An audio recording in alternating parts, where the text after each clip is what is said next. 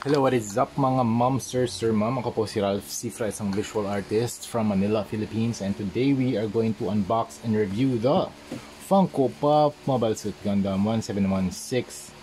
And this is the box art. So this is the usual Funko Pop design. So nandito yung half of the face ng Mecha Pop Animation Mobile Suit Gundam pala, 1716 the number.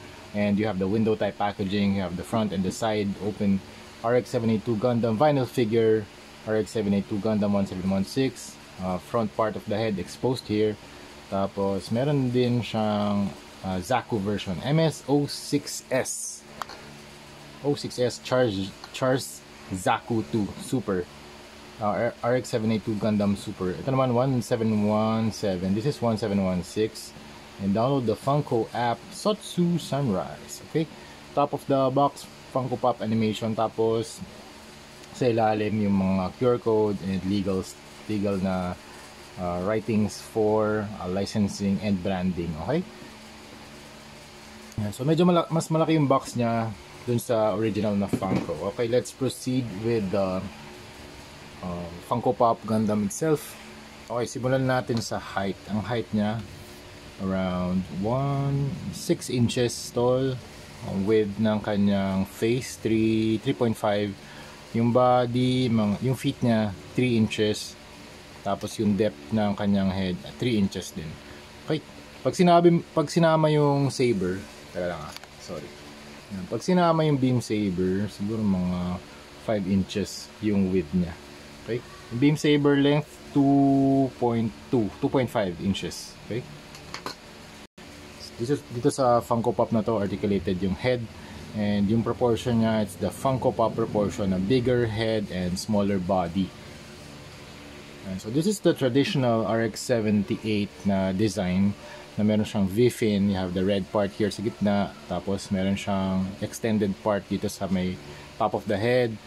You have the exhaust parts here, the eyes, yellow eyes, very deep black doon sa kanyang eye sockets. Tapos meron siyang cover dito sa kanyang, para siyang shade doon sa part ng helmet.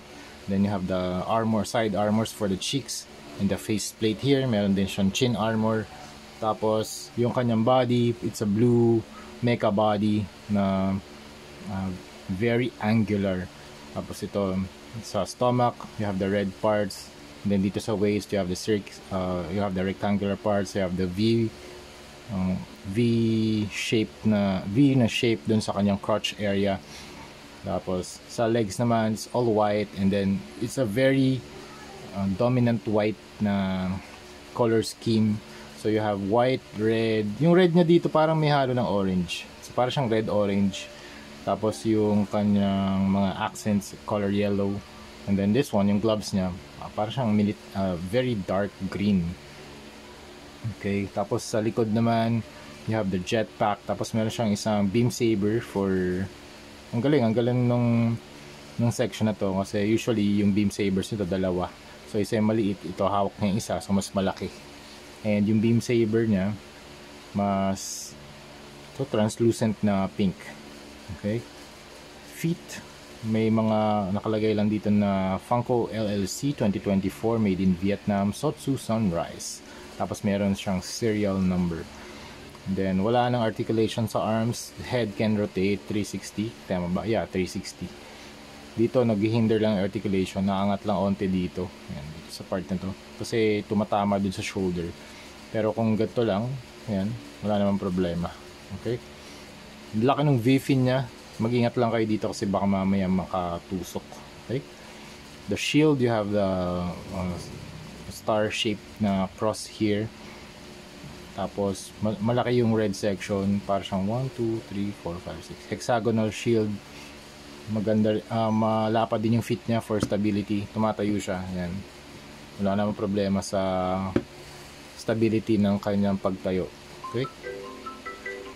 So yun mga moms, sir, ating review para dito sa RX-78 na Funko Pop. This is a very, very cool display. Again, shout out to my client, Sir Noel, for this very, very nice X deal. So meron akong ginawang Zenitsu Funko Pop sa kanya. And ito yung X-Deal na payment namin. So this is the very cool na RX-78 Funko Pop na display or action figure or collectible. Yan. So it's a big head, dominant white na mecha design. Gusto ko rin talaga ng mga Gunpla or mecha design kasi dito ako nagsimula. Me and my wife built Gunpla for the past, we started around 2013. Tapos nung nalaman ko na ayun, pwede pala siya i-customize. Tapos ayun, doon na nag-start yung custom repaint journey ko sa mga Gunpla. So it's nice to be back, pero hindi to model kit. It's a collectible, kaya na naka-Funko Pop na proportion. So this is very nice kung meron kayong mga Gunpla displays or Zaku, or if you're a fan of mga anime shows na Gunpla related or Mobile Suit related. This is a very nice addition sa inyong collection. Okay?